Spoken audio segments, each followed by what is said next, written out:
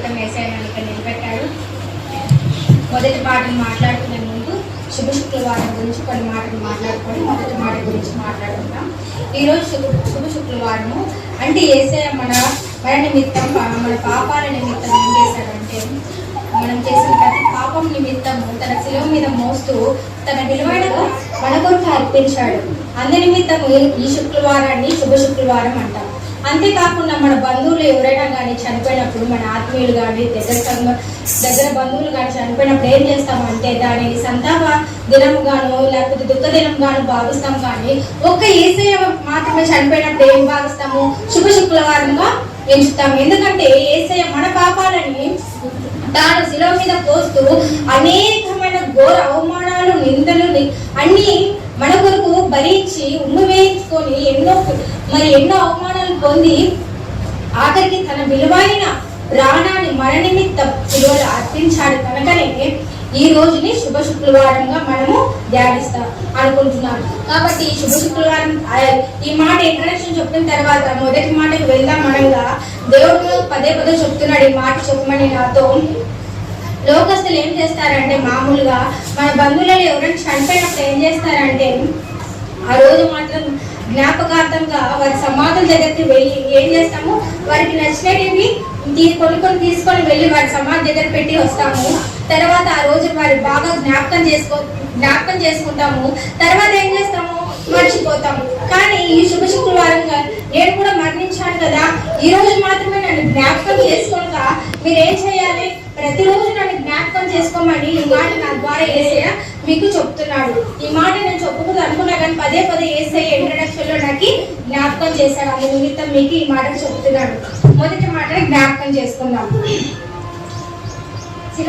శిలువలో పలికిన మొదటి మాట ఏమిటంటే లూకా 23:34, తండ్రి మీరేం చేస్తున్నారో వీరెద్దరు కనుక వీరిని క్షమించుము.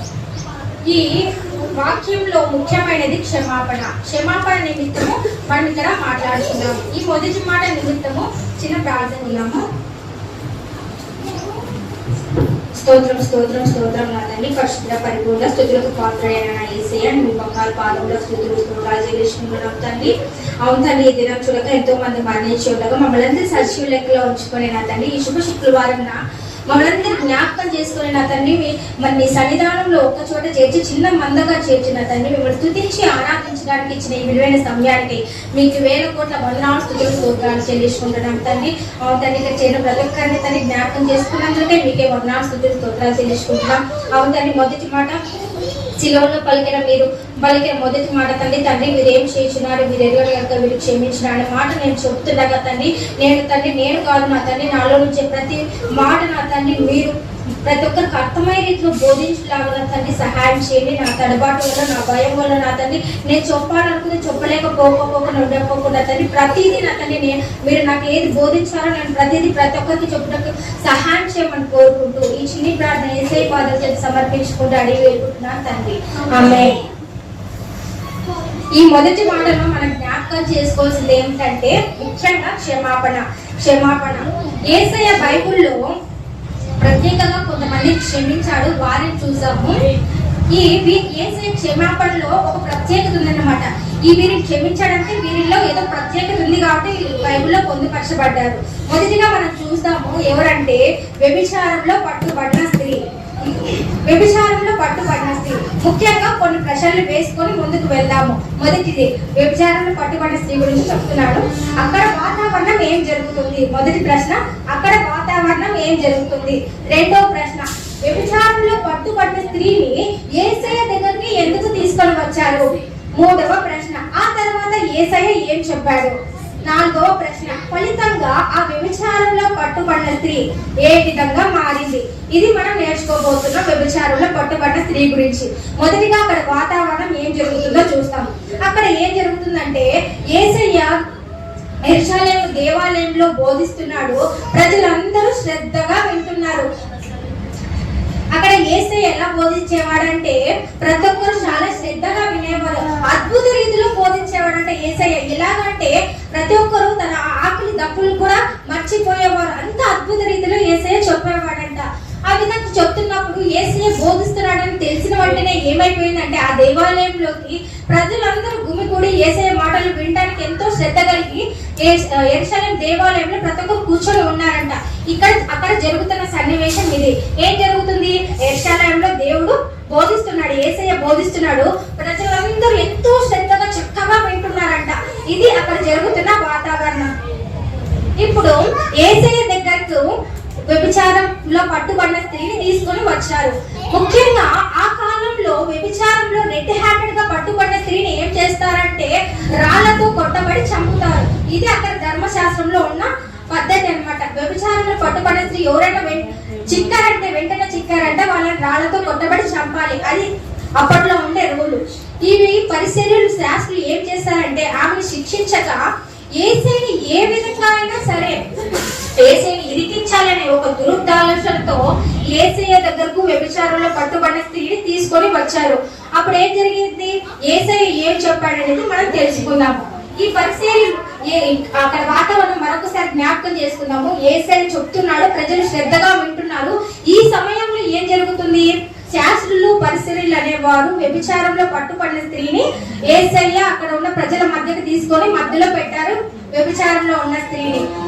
ఇప్పుడు వాతావరణం అంతా ఒక్కసారిగా సైలెంట్ అయిపోయింది. ఎందుకంటే యేసయ్య ఏం చెబుతాడు అనేది తెలుసుకోవాలని అందరూ శ్రద్ధగా చూస్తున్నారు. ఏం చెప్తాడు యేసయ్య, ఏం చెప్తాడు? ఇక్కడ ఒక ఆలోచన చెయ్యాలి మనం. ఒక ఆలోచన ఏం చేయాలంటే, ఒకవేళ యేసయ్య ఆమెను రాళ్లతో కొట్టండి ధర్మశాస్త్ర ప్రకారం అని చెప్పాడనుకో, యేసయ్య ఏ విధంగా కనపడతాడు? జాలి దయ లేనివాడుగా, కర్ణ లేనివాడుగా యేసయ్య కనపడతాడు. ఒకవేళ కొట్టండి అని చెప్పాడనుకో, కొట్టండి అని చెప్తే దయ లేని వాడికి కనపడతాడు. ఒకవేళ కొట్టంతో చెప్పాడనుకోండి, ఎలా కనపడతాడు? ధర్మశాస్త్రానికి విరుద్ధంగా మాట్లాడిన వాడుగా కనపడతాడు యేసయ్య. కాబట్టి ఒకటి అట్లా చెప్పినా తప్పే, ఇలా చెప్పినా తప్పే. కాబట్టి ఎలాగైనా సరే యేసయ్యను ఇరికించాలనేసి పన్నాగం పన్ని శాస్త్రులు పరిశీలనలు ఆ వ్యభిచారంలో పట్టుబడిన స్త్రీని నేరుగా యేసయ్య వద్దకు తీసుకొని వచ్చారు. అప్పుడు యేసయ్యను విసిగిస్తున్నారంట వారు. నువ్వు ఎలాగైనా చెప్పాలి, నువ్వు తీర్పు చెప్పాలని యేసయ్యను విసిగిస్తూ ఉన్నప్పుడు యేసయ్య ఇలా బోధిస్తూ ఉన్నప్పుడు ఏం చేస్తాడంటే నిలబడి లేచి మట్టిలో ఏదో రాస్తాడంట. అది బైబిల్లో కూడా మనకి చూపిలేదు. ఏమో రాస్తాడంట. రాసిన తర్వాత కూడా పరిశీలనలు శాస్త్రులు ఏం చేస్తున్నారంటే యేసయ్యను ఇంకా చెప్పవేమని యేసయ్యను పదే పదే విసిగిస్తున్నారంట. అప్పుడు ఇట్లా రాసిన యేసయ్య ఏం చేస్తాడు? ఒక్కసారిగా పైకి లేచి జనులందరినీ ఒకసారి ఇలా చూసి తర్వాత ఏం చెప్తాడంటే యేసయ్య, మీలో పాపం చేయని ప్రతి వాడు ఈమెను రాళ్లతో వేసి శిక్షించవచ్చు అని చెప్పగానే ఏమైపోయిందంటే ప్రతి ఒక్కరు ఒకరి ముఖాలు ఒకరు చూసుకోవడం మొదలు పెట్టారు. ఎందుకంటే ఎవరిని ఒకరు పాపం చేయకుండా ఉండలేదు. కాబట్టి ప్రతి ఒక్కరు పాపం చేసిన వారే కనుక ఏం చేశారు? ఒక్కొక్కరు మొగాలు చూసుకున్నారు. ఇంకా శాస్త్రులు పరిస్థితులు అయితే వారి మొగాలే మాడిపోయినాయి అనుకోవచ్చు ఒక రకంగా చెప్పాలంటే. తర్వాత ఏం చేశారంటే మీలో పాపం చేయని ప్రతివాడు ఒక అడుగు ముందుకు వచ్చి ఆమెను రాళ్లతో కొట్టండి అని చెప్పాడు. కాబట్టి అందరూ పాపం చేసిన వారే కనుక ఏం చేశారు? అందరూ ఒక అడుగు ముందుకు కాదు వెనక్కి వేస్తూ వెళ్ళిపోయారంట. ప్రతి ఒక్కరు వెళ్ళిపోయారు. అక్కడ సన్నివేశం ఎలాగుందంటే యేసయ్య ముందు వ్యభిచారంలో పట్టుబడిన స్త్రీ మాత్రమే ఉన్నారు. మిగతా వారంతా వెనక్కి వెళ్ళిపోయారు. ఇప్పుడు అడుగుతున్నాడంట యేసయ్య, అమ్మ నిన్ను దోషిగా చేసిన వారు ఎక్కడ ఉన్నారు అని అడిగినప్పుడు ఎవరూ లేరు ప్రభువా అనిందంట. సరే వారు అక్కడ కొన్ని మాటలు పాపం లేని వాడు ముందుగా వేయమన్నప్పుడు ఆ మాటలు విన్న ప్రతి ఒక్కరు వెనక్కి వెళ్ళిపోయారు. యేసు ఆ స్త్రీ మాత్రమే మిగిలాడు. అందుకే యేసయ్య, అమ్మ నిన్ను దోషిగా తీర్పు చేసిన వారు ఎక్కడున్నారు అని అడగగా ఆమె చెప్తుందంట, ఎవరూ లేరు ప్రభువా అన్నప్పుడు, అప్పుడైతే నేను కూడా నిన్ను దోషిగా తీర్పు చేయను, ఇక పైన నువ్వు పాపం చేయకు అని చెప్తున్నాడు. అంటే ఇప్పుడు దాకా చేసిన పాపాన్నంతా ఏం చేశాడు దేవుడు? ఇక్కడ నుంచి నువ్వేం చేయమంటున్నాడు దేవుడు? నూతన జీవితంగా బ్రతుకుమని ఆమెకు చెప్తున్నాడు. నువ్వు క్రొత్త జీవితం ప్రారంభించు అని చెప్తున్నాడు. ఈమె యేసయ్య మాటలకు అక్కడ జరిగిన సన్నివేశాలు ఎంతో మార్పు పొంది అప్పటి నుంచి ఒక నూతన జీవితం ప్రారంభించింది. ఇది మనం వ్యభిచారంలో పట్టుకున్న స్త్రీ గురించి మనం తెలుసుకున్నది.